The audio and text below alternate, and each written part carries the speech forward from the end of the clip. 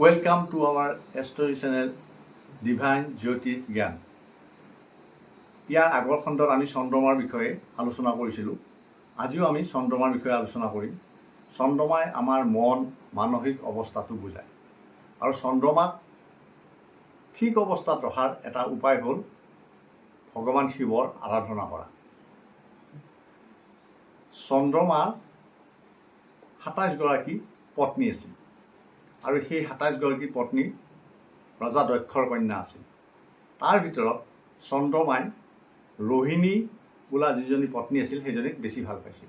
সেইকাৰণে ৰজা দক্ষই চন্দ্ৰমাৰ ওপৰত খং উঠি অভিশাপ দিছিল যে চন্দ্ৰমা নিষ্প্ৰভ হৈ যাব, যিটো চন্দ্ৰমাৰ পাৱাৰ সেইটো নোহোৱা হৈ যাব। তেতিয়া চন্দ্ৰমাৰ হাহাকাৰ লাগিল। তেতিয়া চন্দ্ৰমা গৈ ব্ৰহ্মাৰ ওচৰলৈ গ'ল। ব্ৰহ্মাই শিৱৰ ওচৰলৈ পঠাই দিলে। চন্দ্ৰমাই গৈ শিৱক আৰাধনা কৰা আৰম্ভ কৰিলে। শিৱ সন্তুষ্ট হ'ল আৰু তেতিয়া চন্দ্ৰমাক যি অভিশাপ দিছিল সেই অভিশাপৰ পৰা সম্পূৰ্ণভাৱে মুক্ত কৰিব নোৱাৰিলেও শিৱই ক'লে যে ১৫ দিন চন্দ্ৰমা পাৱাৰ থাকিব আৰু ১৫ দিন নিষ্প্ৰভ হৈ থাকিব। সেই তাতেই আমি পূৰ্ণিমা আৰু অমাৱস্যা হয়। এইটোৱে হ'ল পৌৰাণিক কাহিনী। সেইকাৰণে আৰু লগতে ভগৱান শিৱই চন্দ্ৰমাক মূৰত স্থান দিলে। শিৱৰ যি জটা বুলি কওঁ আমি তাতে চন্দ্ৰমাক স্থান দিলে। সেইকাৰণে চন্দ্ৰমাক সন্তুষ্ট কৰিব লাগে কাৰণে চন্দ্ৰমাৰ যি প্ৰভাৱ আছে তাৰ পৰা ভাল ফল ল'বৰ কাৰণে আমি ভগৱান শিৱক আৰাধনা কৰিব লাগে। ইয়াৰ আগৰ পৰ্যায়ত আমি চন্দ্ৰমাৰ বিষয়ে যি আলোচনা কৰিছিলোঁ তাতে আমাৰ কুণ্ডলীৰ প্ৰথম ভাগৰ পৰা ৬ নম্বৰ স্থানলৈ চন্দ্ৰমাৰ বিষয়ে আলোচনা কৰিছিলোঁ। আজি আমি ৭ নম্বৰ ঘৰৰ পৰা 7 হাউচৰ পৰা 12 হাউচলৈ চন্দ্ৰমাই কি প্ৰভাৱ দিয়ে তাৰ বিষয়ে আলোচনা কৰিম। আপোনাৰ কুণ্ডলীত যদি চন্দ্ৰমা ৭ নম্বৰ ঘৰত থাকে তেনেহ'লে আপোনাৰ জীৱনত আপোনাৰ পাৰ্টনাৰৰ প্ৰভাৱ থাকিব। যদি চন্দ্ৰমা মেলিফিক মানে পীড়িত অৱস্থাত থাকে, পীড়িত অৱস্থা মানে আমি আগতেও কৈছোঁ ৰাহু, কেতু, শনি, মংগল এইবিলাকৰ যদি প্ৰভাৱত থাকে তেতিয়াহ'লে আপুনি মাৰ পৰা দূৰত যাব লগা হ'ব পাৰে আৰু আপোনাৰ মেৰিড লাইফ প্ৰব্লেম হ'ব পাৰে। চন্দ্ৰমা যিসকলৰ ব্যক্তিৰ ৭ নম্বৰ ঘৰত থাকে সেইসকলৰ ব্যক্তি সাধাৰণতে দেখা যায় ঘৰৰ কাষত এখন বিউটি পাৰ্লাৰ থাকে। যিসকল ব্যক্তিৰ চন্দ্ৰমা ৭ নম্বৰ ঘৰত থাকে সেইসকল ব্যক্তিয়ে বিয়াৰ পিছত সাধাৰণতে প্ৰগ্ৰেছ হোৱা দেখা যায়। ৭ নম্বৰ ঘৰটো আমাৰ কেৰিয়াৰৰ বুজায়। গতিকে এনেকুৱা ব্যক্তিসকলৰ কেৰিয়াৰ সাধাৰণতে ভাল হয়, সমাজত মান প্ৰতিষ্ঠা সন্মান লাভ কৰে। প্ৰতিকাৰ হিচাপে এই ব্যক্তিসকলে সৰু ছোৱালীক মাজে সময়ে বৰফি খুৱাই থাকিব লাগে, বৰফি প্ৰদান কৰিব লাগে। যিসকল ব্যক্তিৰ চন্দ্ৰমা ৮ নম্বৰ ঘৰত থাকে, ৮ নম্বৰ ঘৰটো হ'ল আমাৰ মৃত্যুস্থান পাতাল। এই ব্যক্তিসকলৰ সাধাৰণতে ভাল ফেমিলিত, ৱেলথি ফেমিলিত বিয়া হয়। শ্বশুৰৰ লগত সদায় সম্বন্ধ ভাল থাকে। যিসকল ব্যক্তিৰ ৮ নম্বৰ ঘৰত চন্দ্ৰমা থকা ব্যক্তিৰ শুক্লপক্ষৰ ৰাতি জন্ম হয় আৰু যিসকলৰ কৃষ্ণপক্ষৰ দিনত জন্ম হয় এইসকলৰ আকৌ কৈছোঁ শুক্লপক্ষৰ ৰাতি আৰু কৃষ্ণপক্ষৰ দিনত জন্মগ্ৰহণ কৰা ব্যক্তিসকলৰ চন্দ্ৰমা সদায় বলি হয় আৰু সাধাৰণতে এই ব্যক্তিসকল দীৰ্ঘায়ু হয়।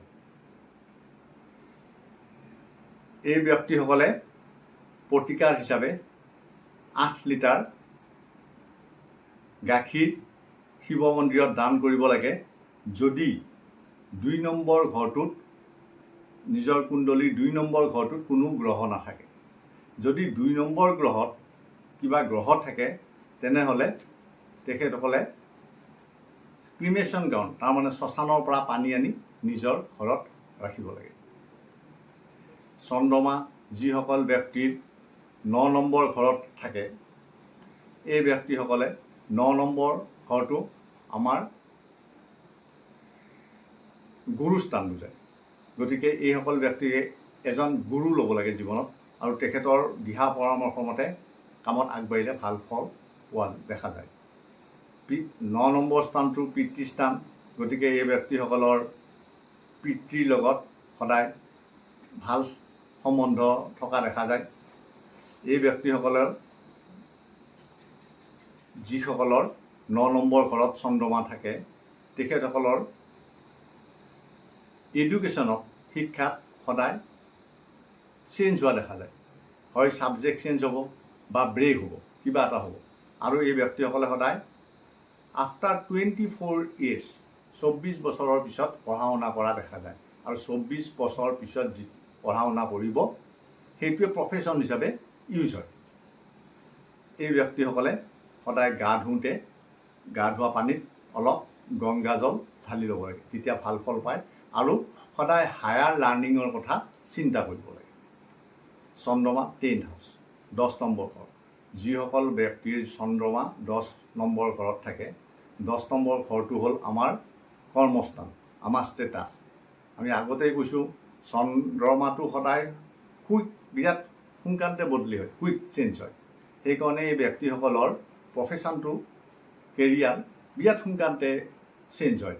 আজি ইটো প্ৰফেশ্যনত থাকিল, কালি সেইটো প্ৰফেশ্যন থাকিল, সেনেকৈ 3-4টা প্ৰফেশ্যনমান বহুত জল্দি বদলি থাকে। আৰু এটা পৰ্যায় পোৱাৰ পিছতে তেওঁলোকে ছাকচেছ লাভ কৰে। এই ব্যক্তিসকলৰ যিসকলৰ চন্দ্ৰমা 10 নম্বৰ ঘৰত থাকে, তেখেতসকলৰ মাৰ শাৰীৰিক অৱস্থা ভাল দেখা নাযায়। স্পেচিয়েলি তেওঁলোকৰ মাকৰ নি প্ৰব্লেম আৰু আই চাৰ্জাৰী হোৱা দেখা যায়। প্ৰতিকাৰ হিচাপে এই ব্যক্তিসকলে আগ বুলি এটা প্লেন আছে, আগ প্লেন। সেই আগ প্লেনটোৰ আপুনি যদি চেপি দিয়ে তেতিয়াহ'লে গাখীৰ ওলায়। সেই 4-5 টোপাল 5-6 টোপালমান গাখীৰ পানীত মানে ৰানিং ৱাটাৰত ঢালি দিব লাগে কণ্টিনিউৱাছলি 4 days, তেতিয়া ভাল ফল পায়। চন্দ্ৰমা 11th হাউচ। যিসকল ব্যক্তিৰ চন্দ্ৰমা 11 নম্বৰ ঘৰটোত থাকে, 11 নম্বৰ ঘৰটোৱে আমাৰ ছ'চিয়েল ষ্টেটাছ, গেইনছ, নেটৱৰ্কিং এইবিলাক বুজায়। সেইকাৰণে 11 নম্বৰ স্থানত চন্দ্ৰমা থকা ব্যক্তিসকলে নেটৱৰ্কিঙৰ কাম কৰিলে ভাল ফল পোৱা দেখা যায়। এই ব্যক্তিসকল অলপ শ্ব' পাৰ্চন হয়, তাৰমানে অলপ দেখাই ভাল পায়, বেলেগত দৰকাৰতকৈ বেছিকৈ দেখাই ভাল পায়। আৰু এই ব্যক্তিসকলে বন্ধুৰ লগত সদায় ভাল ৰিলেশ্যন ৰাখিব লাগে। এই ব্যক্তিসকলৰো মাকৰ আই চাৰ্জাৰী আৰু আপোনাৰ নি প্ৰব্লেম হোৱা দেখা যায়। প্ৰতিকাৰ হিচাপে এই ব্যক্তিসকলে 11 লিটাৰ গাখীৰ ভৈৰৱ মন্দিৰ বা শিৱ মন্দিৰত দান কৰিলে ভাল ফল পায়। চন্দ্ৰমা 12th হাউচ। যিসকল ব্যক্তিৰ চন্দ্ৰমা 11 নম্বৰ ঘৰটোত থাকে, সেইবিলাকে ৰাতি গাখীৰ খাব নালাগে। চন্দ্ৰমা 12th হাউচ। যিসকল ব্যক্তিৰ চন্দ্ৰমা 12 নম্বৰ ঘৰত থাকে, চন্দ্ৰমা 12 নম্বৰ ঘৰটোৱে আমাৰ আইচলেশ্যন, এক্সপেণ্ডিচাৰ এইবিলাক বুজায়। গতিকে এইবিলাক ব্যক্তিয়ে সদায় ক'ৰবাত ইনভেষ্টমেণ্ট এইবিলাক বুজায়। ইনভেষ্টমেণ্ট কৰিলে অলপ চাই চিতি কৰিব লাগে। এইখিনিতে কৈ দিছোঁ, চন্দ্ৰমা 10 নম্বৰ ঘৰত থকা ব্যক্তিসকলৰ এডুকেশ্যনটো খুব এটা ভাল হোৱা দেখা নাযায়। 10 নম্বৰ ঘৰ।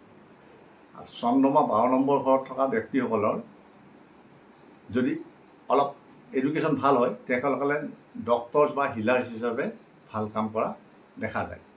এই ব্যক্তিসকলৰ সাধাৰণতে চন্দ্ৰমা 12 নম্বৰ ঘৰত থকা ব্যক্তিসকলে সাধাৰণতে মাৰ লগত খুব এটা ভাল ৰিলেশ্যন নাথাকে।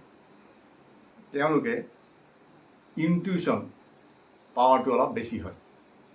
আৰু সেইকাৰণে এই ব্যক্তিসকলে সদায় মেডিটেশ্যন কৰিব লাগে। মেডিটেশ্যন কৰিলে বিৰাট ভাল ফল পোৱা যায়। সাধাৰণতে চন্দ্ৰমা 12 নম্বৰ ঘৰত খুব ভাল ফল দিয়া দেখা নাযায়। এইখিনিতে আৰু এটা কথা কৈ থওঁ, যিসকল ব্যক্তিৰ চন্দ্ৰমা 8 নম্বৰ ঘৰত থাকে, 8 নম্বৰ মই ক'ব পাহৰি গৈছোঁ, তেখেতসকলৰ এটা প্ৰব্লেম আছে। কি হয়, তেখেতসকলে অলপ অদ্ভুত কথা কিছুমান ভাবি থাকে, তাৰমানে নোহোৱা নুবুজা কথা কিছুমান ভাবি থাকে। ধৰক 8 নম্বৰ স্থানত চন্দ্ৰমা থকা ব্যক্তিসকলে ক'ৰবাত গৈ আছে, তেওঁলোকে ভাবিব যে এই যদি অমুক হৈ যায়, মোৰ কিবা এক্সিডেণ্ট হৈ যায়, মোৰ হেৰি হৈ যায়, নিগেটিভ চেঞ্চবিলাক আহে। সেইকাৰণে এই 8 নম্বৰ স্থানত চন্দ্ৰমা থকা ব্যক্তিসকলে এইবিলাকৰ পৰা অলপ বাচি থকাটো দৰকাৰ। এতিয়া আমি 12 নম্বৰৰ কথা কৈ আছিলোঁ। 12 নম্বৰ স্থানত থকা ব্যক্তিসকলে সাধাৰণতে আইচলেশ্যনত থাকি ভাল পায়।